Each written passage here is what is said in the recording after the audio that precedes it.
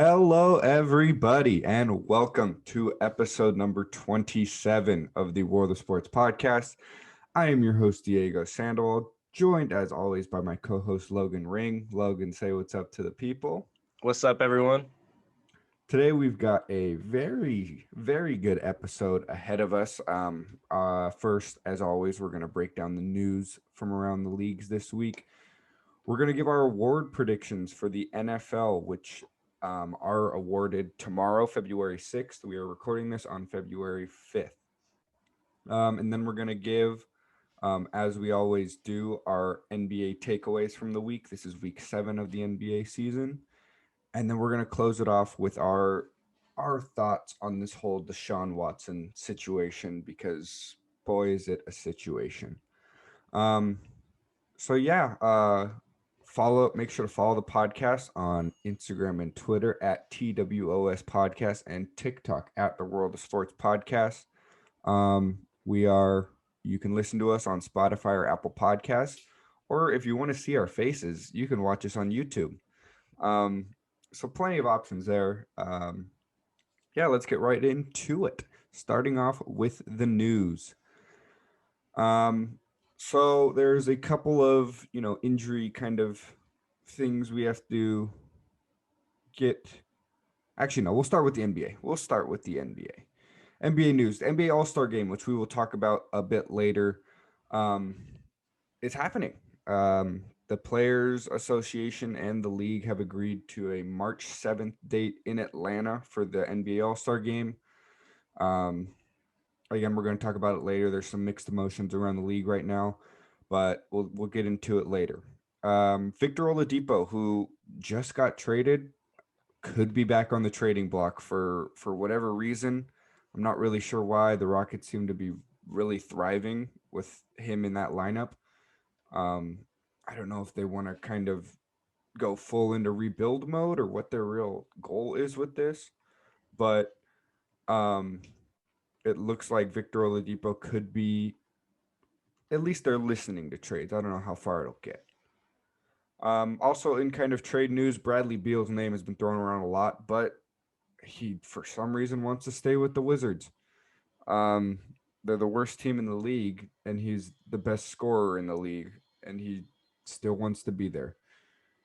I don't really know where to take this situation until we find out more news, but I guess he wants to stay in Washington. He's a loyal guy. We've talked about it earlier.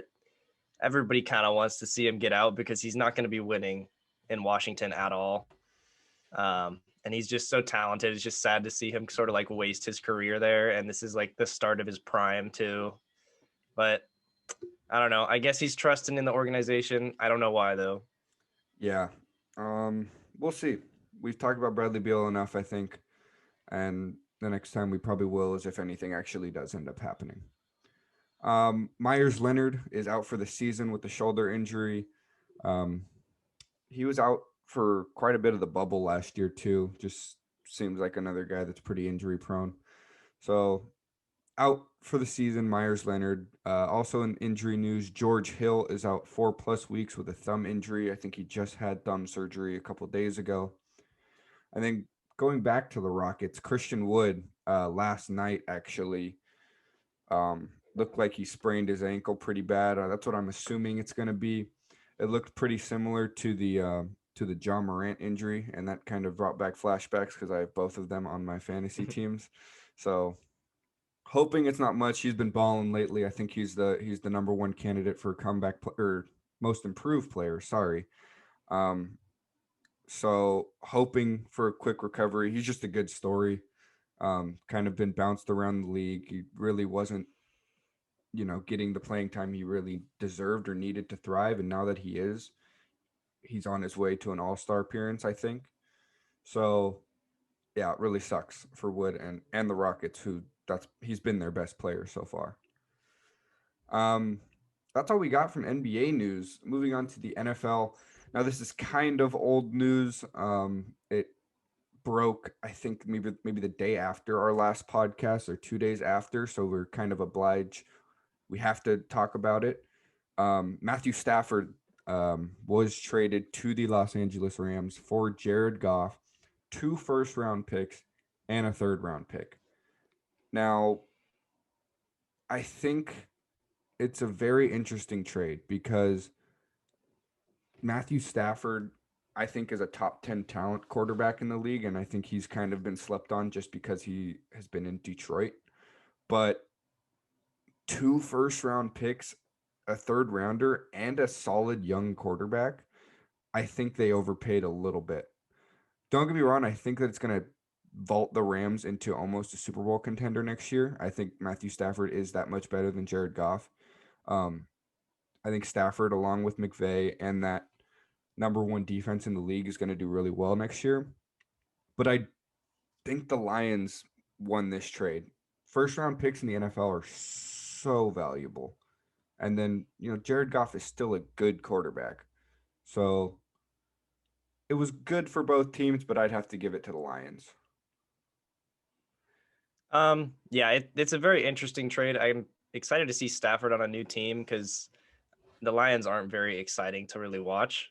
And I guess they're looking for a new quarterback, and a franchise quarterback is something that every team wants. So I guess that's what they're looking at. But I agree, they paid a lot for him. So maybe in the long run, they don't really win this. Yeah. And this kind of will end up coming back this episode when we talk about the Deshaun Watson trade, because if Stafford is worth that, wow, what is Deshaun Watson going to be worth? So we'll talk about that later.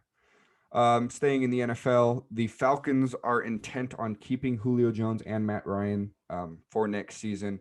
There were rumors going around that they may be traded, especially after this, subpar season. Uh, I guess the Falcons are thinking about drafting a quarterback. They've got a top 10 pick. We'll see, but Matt Ryan is pretty obviously on the decline in his career. Julio Jones has just been super injury prone, as good as he is. He just hasn't been able to stay on the field. But it looks like they will both be in Atlanta next year. Teams are calling the Eagles about Carson Wentz, and his kind of stock has been going up the past year as the Eagles have been transitioning and ended up transitioning fully to Jalen Hurts at their quarterback. Um, I think that this is probably the right time to trade Carson Wentz if they're going to, um, especially if they're going to plan on Jalen Hurts starting next year. I think it's the right move. So we'll see. I'm sure the Carson Wentz market is pretty big, just considering, he's a couple years removed from an MVP caliber season.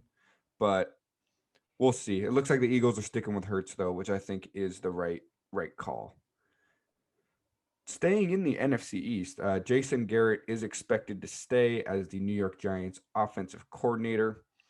Um, I mean, they were the worst offense in the league last year, but I don't think you can blame all of it on Jason Garrett. They lost Saquon Barkley, and they just didn't really have a full unit all year. So Jason Garrett coming back as Giants offensive coordinator. And then actually some pretty big news for the Super Bowl this Sunday.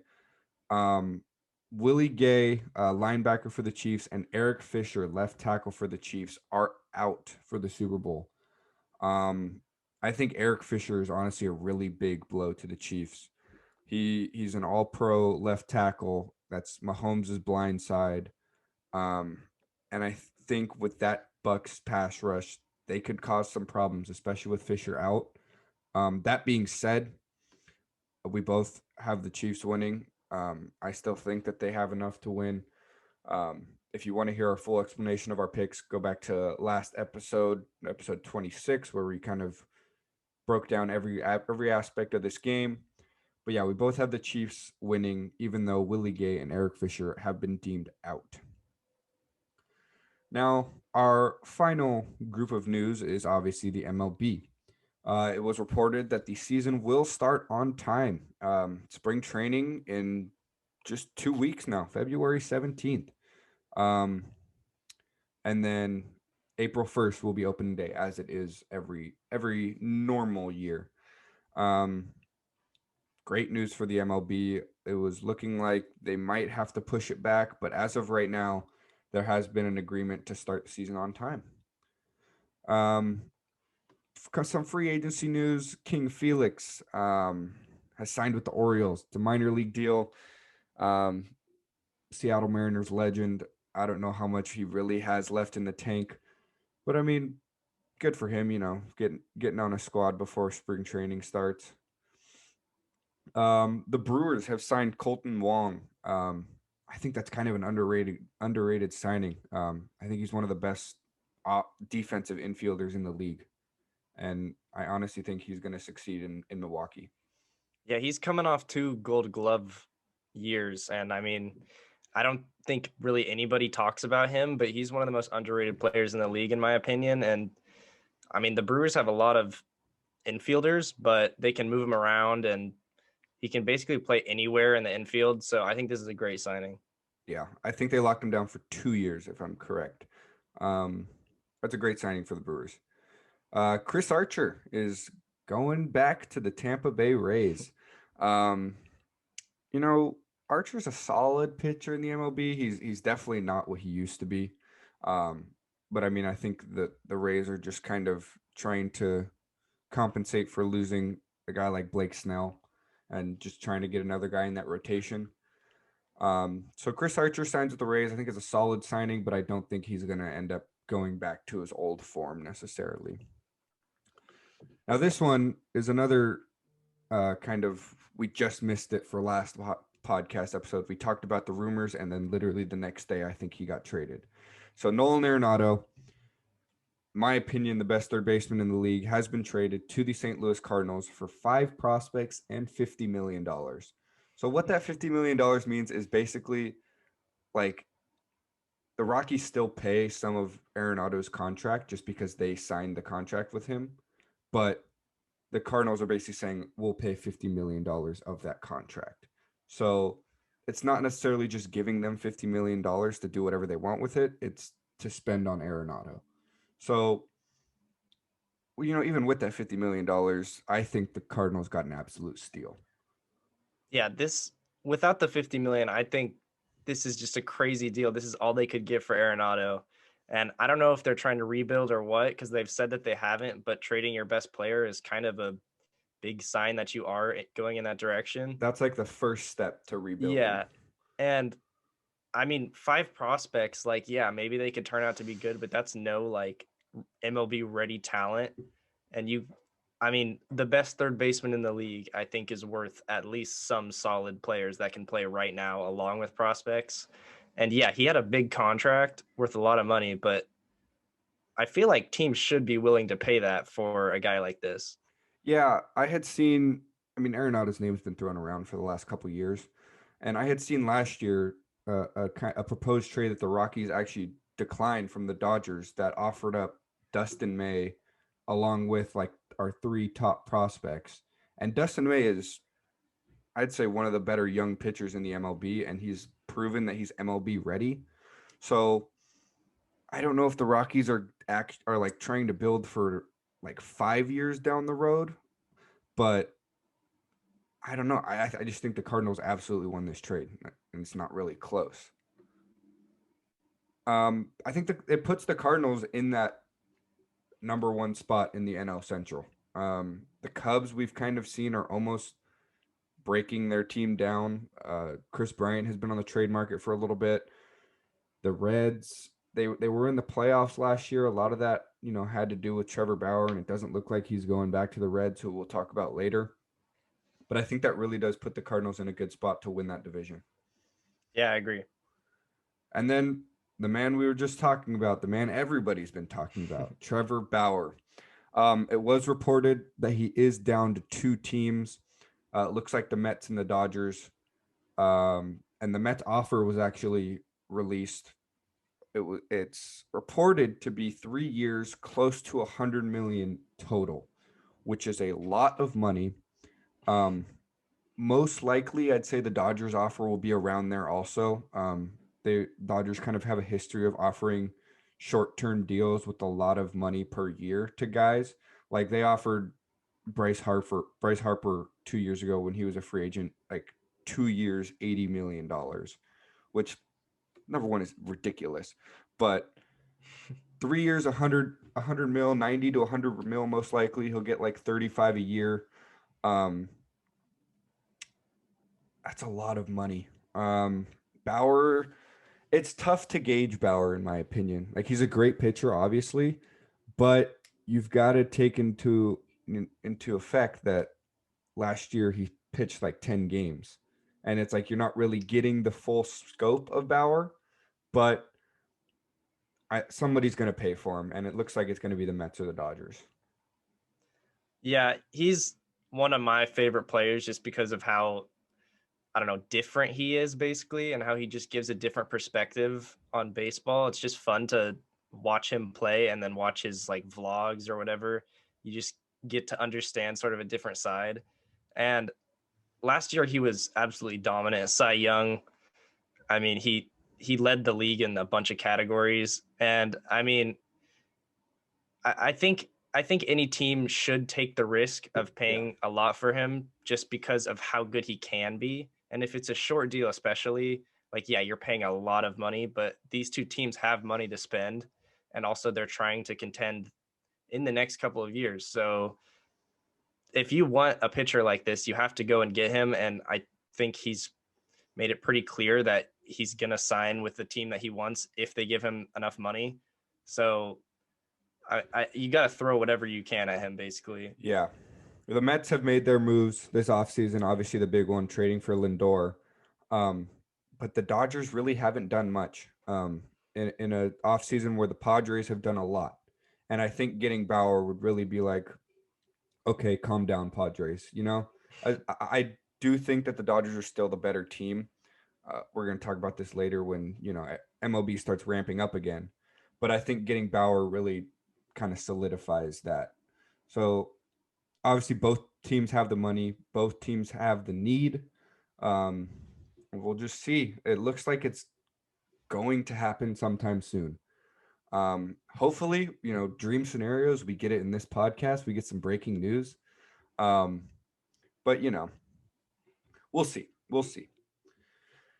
Now, that's all we got from news. So we're gonna start off our first segment with our awards predictions. Um, The first award is Comeback Player of the Year. I'll start. We both have the same winner for this, and I think it's not really close. Um, I think Alex Smith, and so do you. That I think he's far and away the Comeback Player of the Year. Just less about his stats and more about his story. I mean, he almost died. Like he had the worst injury I've ever seen on like live. It was disgusting. And then, he went from literally being told we might have to amputate your leg because of an infection to leading his team to the playoffs. And I just think that's one of the best stories in the NFL. Yeah, I completely agree. I mean, I think comeback player of the year a lot of the time is just stories, and you got to play well too. But this is just such like, I mean, I just feel really good for him. And they were 5-1 when he started, which is also really good. And the Yeah. team wasn't great without him too. So it kind of shows his impact. And it's just, yeah, it's just great to like see a guy do this from he either would have lost his leg or died. Like it's crazy he's in Hmm. the NFL right now. Yeah. The only argument against him would be his stats, but I just think that the fact that he came back from such an injury way overpowers the stat difference between him and like Big Ben, for example, who's also coming off an elbow injury. Yeah. Moving on to our next award, it's Coach of the Year. Me and Diego have basically the same guy for like every single one of these awards, but All of them. we'll talk about it. But I think this one's pretty clear that it's Kevin Stefanski for the Browns. I watch every Browns game, huge fan, and I can just tell how much of an impact he has on the team. With Freddie Kitchens, I mean, it seemed like Baker couldn't really just do what he needed to, and the team just didn't flow very well. And when Stefanski came in, the team just took off. They went 11-5. The whole culture changed. He let Baker do whatever he wanted, which is what he needs to do. That's how Baker operates. Yeah, and basically the Browns were one big play away from upsetting the Chiefs in the playoffs. And yes, a lot went their way and went against them that game. It was a very weird game. But still, like that's crazy that they could have gone that far and the Browns didn't even make the playoffs last year. I think it's just a pretty clear pick for this. Yeah. Um, I just it was the question mark going into this season because last year it was like, oh, they've got all the talent in the world, they have no reason to lose, and they obviously didn't really succeed like everyone thought they were going to, and then they made the move to fire their head coach, and everyone kind of turned their head and was like, is that the problem? Was the coach the problem? And it turns out that's exactly what the problem was. And I think Stefanski did a really good job stepping in here, um, and kind of taking over the reins and basically doing a full 180 with this organization. So I think Stefanski most definitely deserves this award. Now, one of the more debated awards this year is Offensive Rookie of the Year. And we both have Justin Herbert of the Chargers winning it, but I think Justin Jefferson is a lot closer than a lot of people think. I'll talk about Justin Jefferson. Logan, you can talk about Justin Herbert just so that we have, you know, somewhat of a difference or disagreement. But I mean, Justin Jefferson came in. He was, I think, the fifth or sixth drafted wide receiver in the class. Um, he ended up having 88 receptions, which is fifth ever. 1,400 receiving yards, which is second ever, and 7 touchdowns. He was kind of the spark to that whole Vikings offense this year. They obviously never they didn't make the playoffs. They didn't really do much, but I think Justin Jefferson kind of burst onto the scene and said, "Hey, I'm here and I'm one of the best receivers in this class." After kind of getting slept on for a little bit, guys like Ruggs, Judy, CeeDee Lamb were taken ahead of him. Um, but I think Justin Jefferson there's a debate to be had there. Um, but Justin Herbert played so well this year.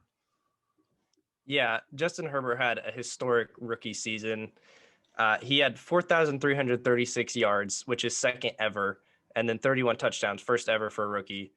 Um, Being in the most important position in football is a ton of pressure. And as a rookie, a lot of times they struggle, but he did not at all. And I think the Chargers were kind of seen as a team that might be one of the worst in the league. And they went 6-9, which is, or 6-9 when he played.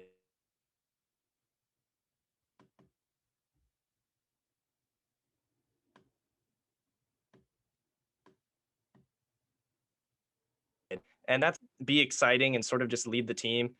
And I mean, I think he's going to be really good for the next few years. And I think it was a steal in the draft.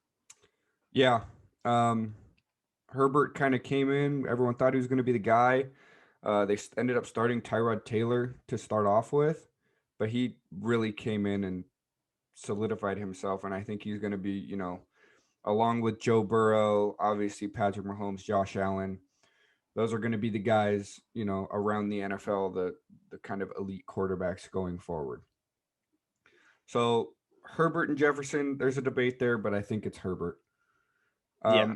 Now moving on to defensive rookie of the year, we both have Chase Young. Um, he was an absolute monster all season. He had 7.5 sacks, which usually the hallmark for a really good defensive season is double-digit sacks. But I think his impact was so massive, even if he wasn't sacking the quarterback. He kind of led that Washington football team defense. They had a great season, by the way, and I think they're a team to really look out for if they can get a good quarterback. Um, and especially, I mean, in the NFC East, no one's winning in the NFC East, but Chase Young, I think, really proved to himself why a lot of people last year thought he was the best player coming out of the draft. Yeah. And I think he has a case for probably the best rookie this season, and defense is kind of overlooked, but his impact on this team was just crazy. You could tell by watching the games. And yeah, like you said, in the stat sheet, it might not show up. He still put up good stats, but it's just his impact on the field, the amount of pressures he got. I mean, you could just tell. Mhm. So moving on, we got offensive player of the year. Me and Diego both agree. Derrick Henry, he just put up an insane season. He ran for 2,000 yards, which led the league, averaged 126 yards a game, which is just like crazy. Um, and nobody could stop him until the playoffs, obviously, where he got shut down. But in every game, it just seemed like you knew he was just going to have an insane stat line. And I mean, he did. He basically carried this team, and no one could really figure him out or stop him. Every time he got the ball, you're just like, all right, that he's going to get a few yards. It's crazy. Yeah.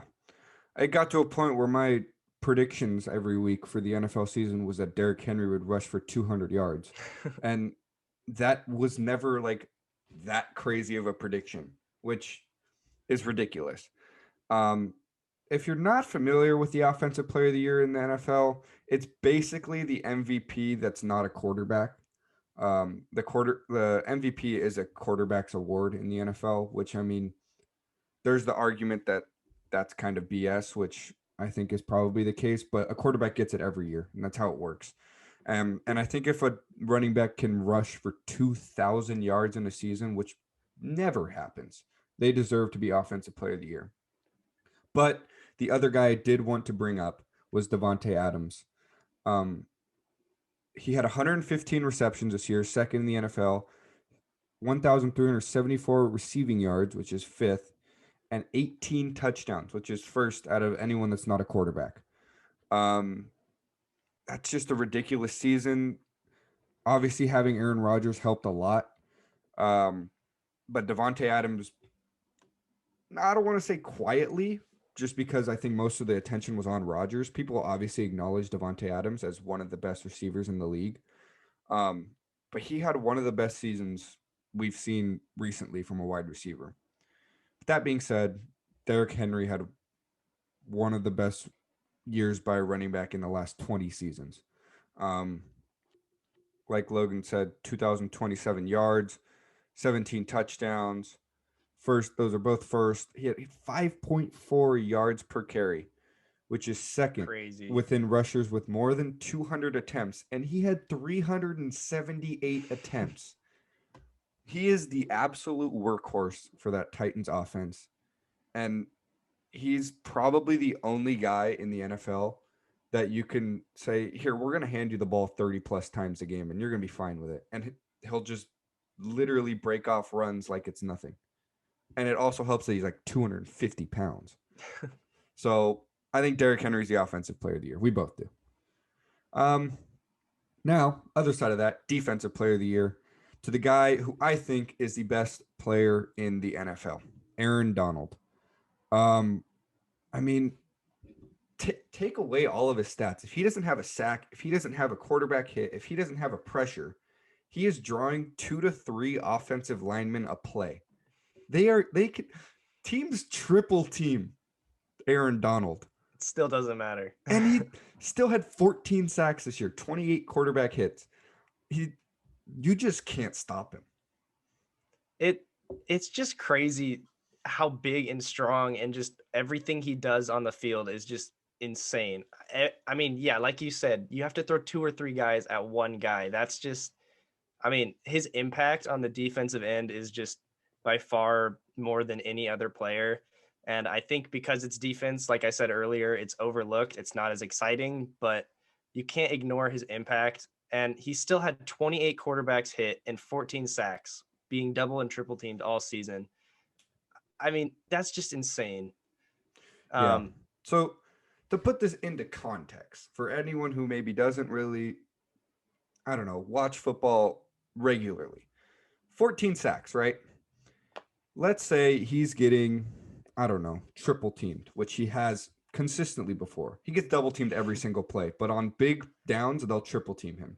Let's say they're playing 4 down defensive linemen and 3 guys go after Aaron Donald, one person.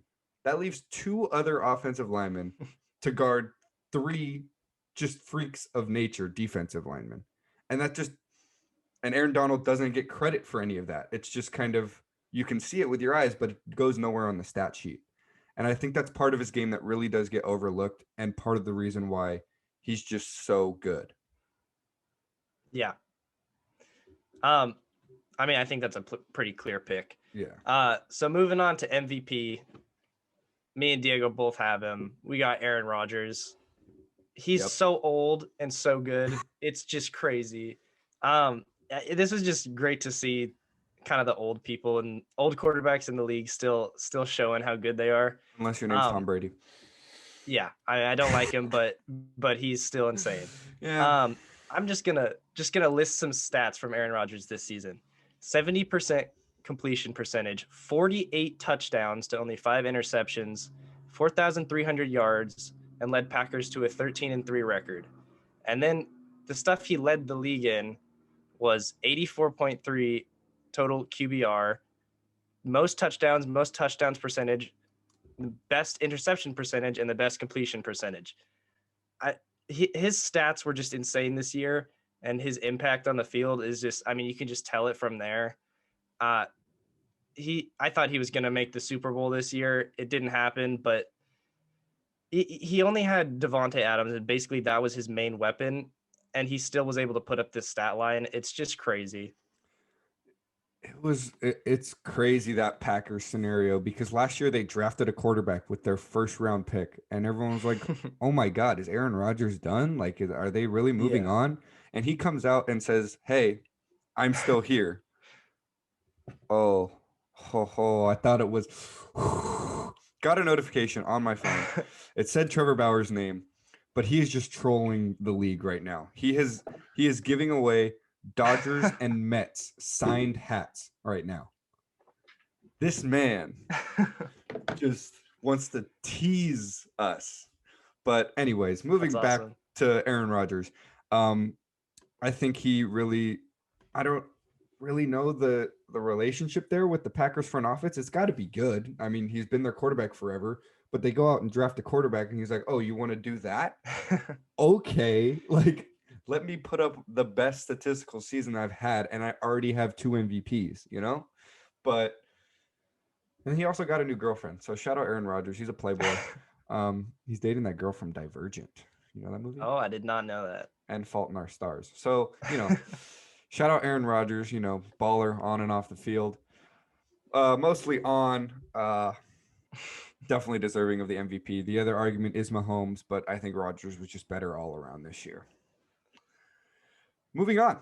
Those are our, award predictions. Again, Alex Smith, comeback player of the year, Kevin Stefanski, coach of the year, Justin Herbert, offensive rookie of the year, Chase Young, defensive rookie of the year, Derrick Henry, offensive player of the year, Aaron Donald for defensive player of the year, and discount double check Aaron Rodgers MVP.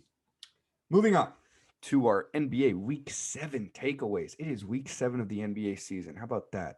It is flying. So my first takeaway, first of two, is that the Brooklyn Nets are just simply going to have to outscore teams if they're going to want to win in the playoffs, and really rely on that offense heavily. There was a stat that since the James Harden trade, they have the highest offensive rating of all time, but the lowest defensive rating of all time. I mean, I can't say we didn't see it coming.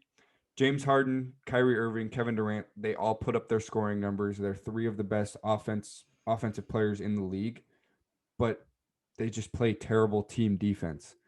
And we've seen in the past, just historically in the NBA, it's pretty hard to win without a good defensive team, especially when you have to stop guys like LeBron, like Giannis, like Joel Embiid. It, I think it's going to be hard for the Nets. Yeah, what makes great teams great is that they're good on both sides. And I think there was a stat that I saw where in the last like 20 years, um, the NBA champion, I think the lowest defensive ranking out of the league was like 11th.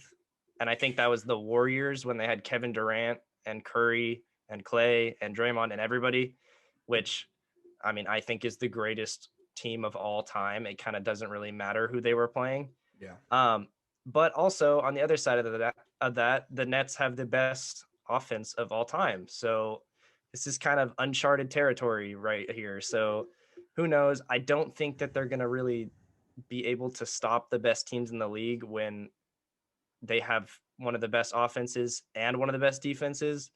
And I guess their plan is to just outscore them, which, yeah, they can put up 140 points some nights. But like we saw, like when they played the Wizards, like the worst team in the league, they put up 150. So they're just inconsistent, and they might find their team defense along the road. But I agree. It's just kind of weird. And I don't really expect them to win a championship if their defense is this bad. Yeah. Moving on to my first takeaway. I got the Mavs. Just need to make a change or something. They're 9-14, which is 14th in the West. That's kind of crazy that record is 14th in the West. That's just how tough that The West is ridiculous. yeah, it's crazy. Um, it seems like they got worse from last year. And initially, when they traded Seth Curry for Josh Richardson, I thought it was a win-win trade. Josh Richardson could come in, play defense, maybe have some assists, take some playmaking off of Luka, but he has been terrible this year. And the thing is, when Luka and Porzingis both play well, the team still loses sometimes. And when Porzingis came back, their defense got worse. And he's supposed to be good at defense, but he cannot play center right now. Mm-hmm. People are just going around him. I don't know if he's lost a step or what, if he's still feeling a little injured, but Give Boban more minutes. I love watching Boban play. And then I guess their role players just need to step up and they need to play defense. Last game, they gave up 150 points almost to the Warriors. Yeah, The they let Warriors Pretty didn't have Boy, any centers. Pretty Boy, freaking Yeah, drop 40 on career him. high. By Pretty Crazy. Boy, I mean Kelly Oubre. Google him. Do it. You won't regret I it. hope everybody knew what you were talking about. But yeah, I really don't understand it. We both had Luka winning the MVP. He's having a good season. I mean, 27, I believe, in like 9-9 right now, hovering around there. It's just the team around him just can't seem to figure it out. Like you said, Kristaps hasn't been playing like we expected Kristaps to play. He looked really good in the bubble before he got injured, and everyone kind of expected that to transfer, which, by the way, has happened to a lot of players and is a legit storyline this year. That the bubble, like, I don't even like Devin Booker. We're just gonna throw out names. Jamal Murray. They were insane in the bubble, and they just are back to normal now. Everyone kind of expected like, oh, there comes the incline. I don't know what it was, but the bubble really made some players better, which was interesting. But yeah, the Mavericks, who I thought were going to be a pretty solid playoff team this year, are not looking like it. My next and my final takeaway, our third overall, is that LaMelo Ball. We talk about him basically every week, but I feel like he's a storyline in the NBA almost every week. I'm a big LaMelo Ball fan myself, but I think that he has really proved himself and deserves to stay in the starting lineup. Right now, he's had 2 starts so far because of injury. Terry Rozier has been injured. He's been out, so they kind of just put him into the starting lineup. I think they originally thought it would just be a filler until Terry Rozier comes back. But I mean, in the 2 games he started, in his first start, he had 14 points, 7 assists, 5 rebounds. And his second start, he had 22 points, 3 assists, 7 rebounds, and 2 steals. And the game before he, got named starter, coming off the bench, 27 points, 9 assists, 5 rebounds, 3 steals. He's really kind of stepped into his own here. Like every rookie, there's kind of a growing period. But I think that, playing internationally really did help him. And as much as that was kind of a whole controversy thing, LeVar Ball pulled him out of school, he was LeVar Ball. I think it really did help LaMelo a lot. Yeah, I've loved watching him play. I have him on my fantasy team, so I've been kind of rooting for him this year. But I did not expect this from him out the gates. He's playing a lot better. I knew he was going to be a passer. I knew he was going to be able to rebound. I didn't know he was going to be able to score like this right away at this efficiency. His defense isn't that bad. And also, I just want to talk about the Charlotte centers, who have to be the worst centers in the entire league. Cody Zeller. Cody Zeller, okay. He can be a backup somewhere. He's not bad. Bismack Biyombo, I don't. He is not good, and I think that they need to trade away Devonte Graham or Terry Rozier. They're both solid, but you need to start LaMelo, and they're getting in the way of his development. And if they can trade for a center from one of those guys, I don't like that's a perfect fit. And I think Yeah. LaMelo with a pick and roll center, he can do something like that with like Miles Bridges, who's Hmm. obviously a wing player, but he's super athletic, catches lobs and stuff. And they work great together. So I think if they have a center like that, that would be a perfect fit. And it could only make LaMelo better. Yeah. LaMelo's passing ability would really make him one of the better pick and roll players in the NBA just because he can literally pass anywhere on the court. I think he's already kind of proved himself as one of the best passers in the NBA. Just, you know, some of them are flashy, not gonna lie, pretty crispy, but I really do think LaMelo is kind of already making that jump that we would normally expect, 2 or 3 years down into a career. So, great stuff from LaMelo so far. Point is, he deserves a starting role. Please. Okay. My last thing I want to talk about, it's not really a team or anything.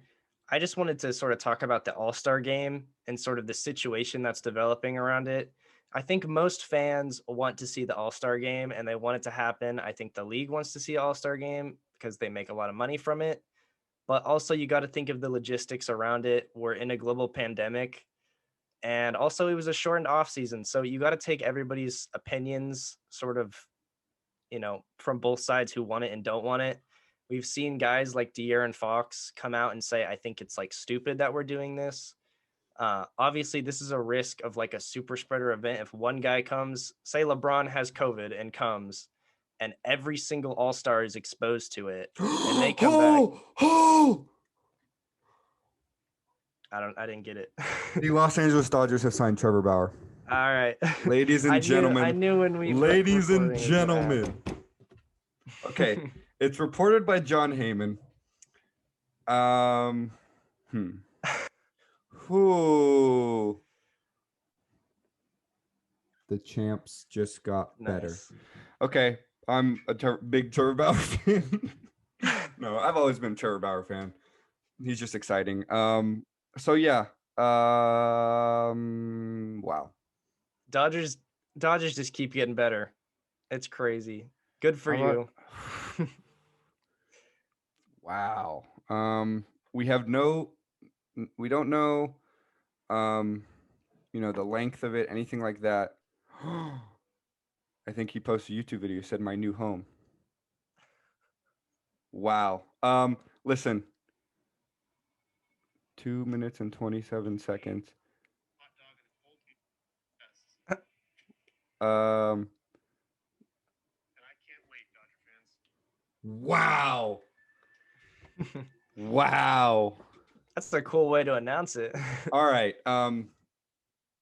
Trevor Bauer is a Los Angeles Dodger mid podcast. That's the best. That's the best breaking news you're gonna get. Um. So yeah. Whew, that. I mean. Wow. Don't even know what to say right now. I really don't. I mean, I already thought that they were the best team in the league. Ugh, Their pitching rotation is insane, and they still have like the best offense. Yeah. Wow. All right. Well, we can the NBA All-Star game. Okay. Wow. Okay. All right, back to what I was talking about. Yeah. Say LeBron has COVID. I really hope that doesn't happen, but say he gets it or any All-Star. And then they have the All-Star game. Obviously, they do the testing, but everybody's going to sort of like hang out before. And now every single All-Star has it, and they go back to their teams. They're going to know they have it, but now there's no All-Stars in the league for the next 2 weeks. You're going to have 2 weeks of basketball with no All-Stars playing. That's going to be super boring. And this could be a super spreader event. We've seen LeBron say that he thinks he has no energy or motivation to do an All-Star game. And I think for the younger guys who maybe it's their first All-Star game, they obviously want to play. But I don't know. I don't really have a strong opinion either way for this. But I see from like LeBron's standpoint, or maybe a Heat player, like they did not get a long off season at all, and they need this time to sort of heal and rest. Um, so yeah, there's both sides to this. I think it's just a developing story I wanted to talk about. Yeah. Um, the All-Star game, still getting over it, I'm sorry. The All-Star game, it's really a kind of a fan spectacle. And when you don't have fans, I feel like it kind of takes away from a lot of it for the players. Like, because we've seen lots of players come out and say, like, oh yeah, this weekend's for the fans, like we're doing it for the fans. It's all like it's fun because like they're both basically just having fun. And a lot of fans want an all-star game, especially after what we saw last year, which was, in my opinion, probably the best all-star game I've ever seen. I With the love the whole new with format yeah, of it. with the new format, made it really fun, really entertaining. Whereas, in years prior, it was just kind of like nobody plays defense and you just watch people do dunks and stuff, which is cool. Yeah, But when the players are competing and they're all the best players in the league, that's something else to watch. yeah. Um, I think it's also funny to like imagine a dunk contest with no fans, yeah, where somebody just pulls off an insane dunk and there's like fake no crowd cheering. Maybe noise. they pipe it in, but It's not yeah, the same. it's just gonna be a different atmosphere, and you just kind of it's a risk reward sort of thing, and you gotta consider what could happen if you're Yeah, gonna do this. for sure. Yeah, All Star game looks like it's gonna happen, but who knows? We might have players opting out of it. I don't really know. Yeah, you could see a lot of reserves too. Yeah. So who knows? Bradley Beal might actually get into an All Star Hey, game. he's number one in voting He right is. now, He's so definitely deserving. I for voted for him. guards in the East. Um, yeah, that's all we got for NBA Week 7 takeaways. Now moving on to our final segment. And who knows? We'll probably talk about Trevor. We'll talk about Trevor Bauer to the Dodgers right after this segment, just because it's something to talk about. Um, Deshaun Watson. He's been in the news for probably a month now, maybe more. He obviously wants out. He has requested a trade from the Texans, but the organization is still interested in him being there. And the new coach they just hired came out and said, "Hey, I'm in here because Deshaun Watson is staying." And everyone's like, "Well, Deshaun Watson doesn't want to be there." So I don't really know. Um, just some stats. Deshaun Watson led the league in passing yards last year, 4,823 yards, 33 touchdowns, which was eighth. He had a 70.2 completion percentage, which is third, and a QBR of 112, which was second. And they were 4-12. That's that's a top 5 quarterback in the league with really nobody around him. That's why they ended up 4-12. And I think it's pretty obvious why he wants out. He just has kind of just been screwed over. They traded DeAndre Hopkins for literally a bag of Cheetos. Um, so there's obvious reasons why he wants out.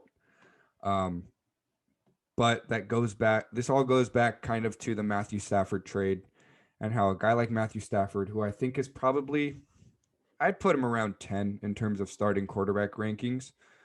He garnered a very solid young quarterback, 2 first-round picks, and a third-round pick.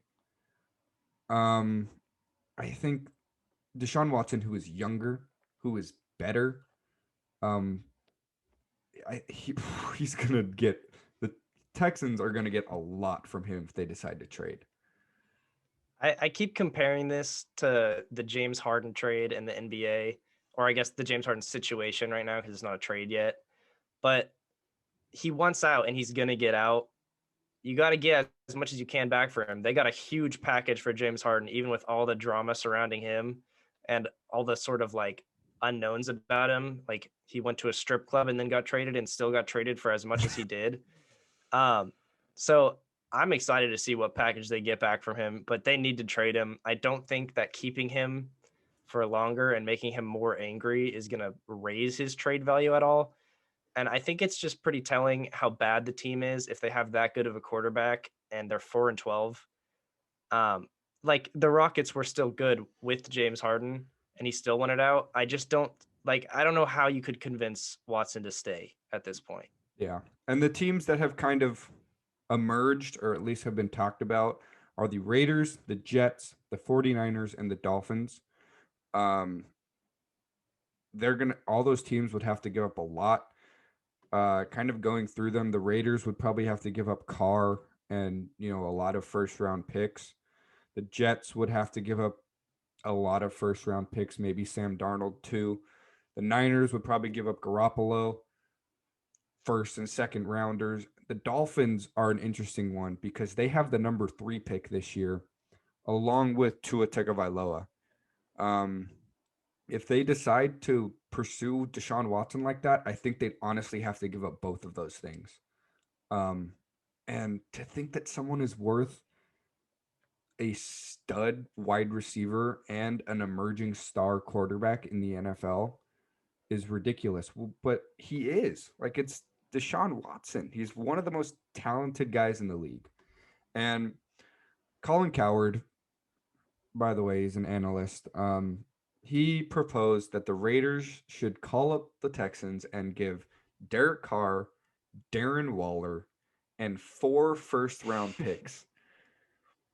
That is ridiculous. As a Raider fan, no, kindly. Derek Carr is not the problem for Raiders, in my opinion. Defense was terrible. We were like 10th in offense last year and like 28th in defense. So, I mean, and also Darren Waller, in my opinion, is the 3rd overall best tight end in the league. So I don't think he's worth that much, but I could definitely see a scenario where Deshaun Watson is worth a good starting quarterback and 3 to 4 first round picks, which is insane. We've never seen someone worth that much. But it's Deshaun Watson. That's all I have to say about Deshaun Watson. Do you have anything else? I mean, I think we kind of covered it. Yeah. We've talked about him before in other episodes too. I'm surprised he's still there. Yeah, for sure. And then just to kind of round it out, we had the breaking news. Dodgers, Trevor Bauer. Going back home. He's a Southern California guy, went to UCLA. And I think it really just puts the Dodgers on this crazy level. Now, I'm going to start being biased just because I'm a Dodger fan, so you can step in and tell me when I'm being ridiculous. But, I mean, Walker Buehler, Trevor Bauer, Clayton Kershaw, David Price, Dustin May, Julio Urias. I mean, come on. And one of the best offenses in the league. Right. I could name off all of our offensive players if you want me to, but I won't.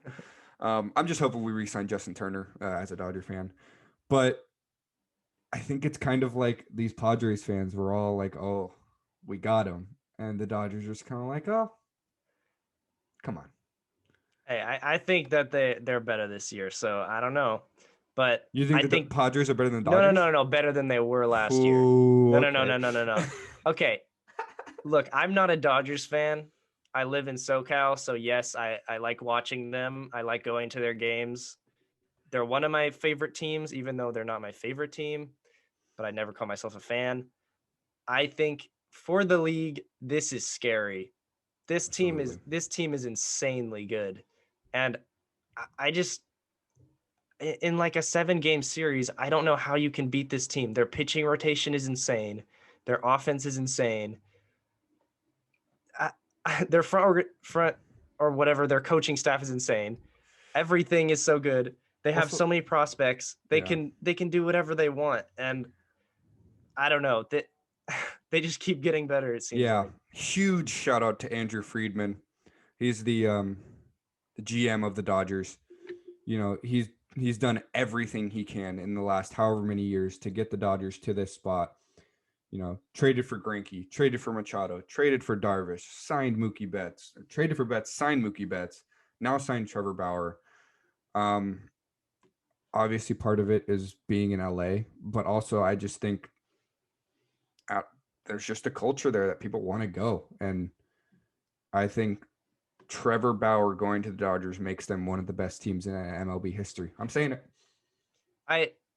You can say, yes, the Dodgers have a lot more money than most teams, and that is absolutely an advantage. Yeah. But also, like, the Yankees have just as much money, and they can't get it done. So there's a part of the Dodgers organization and just how they're run that is just really good. It's like the Warriors, how they just cultivated sort of a Mm-hmm. team chemistry, and just everybody surrounding them knew how fun they were and how good they are, and everybody just wanted to be a part of it. And the Dodgers just are never done. They just want to keep getting Yeah. better, and that's why they're so good. And a vast majority of of the Dodgers team and the best players on the Dodgers are homegrown. Like they were drafted by the Dodgers, they came through the system, and they're Dodgers. It's so I don't know that organization is special. They know how to do what they're doing. Um, and Trevor Bauer is a Dodger. So yeah, that's all we got. We were hoping for the breaking news. We got it. Great for the podcast, great for the listeners. If you're listening, we love you. Um, you heard what we talked about. All the stuff: NFL awards, NBA takeaways, Deshaun Watson, Trevor Bauer, all the news. Thank you so much for listening to episode number 27 of the podcast. Again, follow us on all our social medias: Instagram, Twitter, um, TikTok, the World of Sports Podcast. Look at it all. But yeah, for my co-host Logan Ring, my name is Diego Sandoval, signing off. Signing off.